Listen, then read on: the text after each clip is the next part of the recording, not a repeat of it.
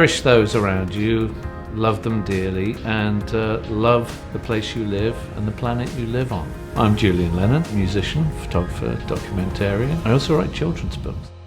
Initially, I started out as a musician many moons ago. I was on tour in Australia and I was in the hotel. The management of the hotel called me and said, "Mr. Lennon, there's a Aboriginal tribe down here, 30, 50 people and a couple of news crews." And I said, "Sure, of course there are." They said, "No, this is very serious, please come down." So I sheepishly came down. I really didn't know what it was about. And I met this incredible indigenous tribe called the Mirning tribe. These people have been thrown off their land by the government. A whole number of things had happened to them. The elder of the tribe walked to me in this sort of semicircle of the tribe and handed me a white feather, a very large white feather, and said, "You have a voice, can you help us?" It was a bit of a shocker because Dad had said to me at one point that if anything should happen to him in his life, a way in which he would communicate that either he's okay or that we're all going to be okay would be in the form of a white feather.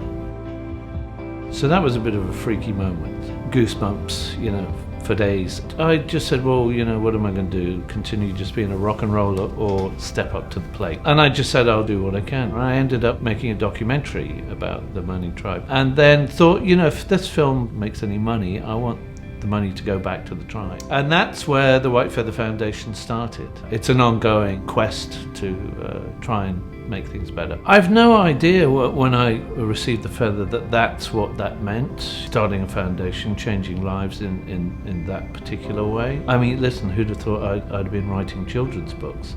The idea of doing something for kids I thought was just fabulous. I've written a series of children's books. The last one in the trilogy, which comes out on Earth Day, is Love the Earth. And we wanted to have a character that linked to the White Feather Foundation because this is where it all came from. The White Feather Flyer, who was able to carry the children around the world to see the issues that we face and make changes. I'm trying to educate through storytelling. It's not about shoving things down people's throats at all. It's just about bringing up the conversation and the consequences of our actions. It's quite a simple message, love the earth.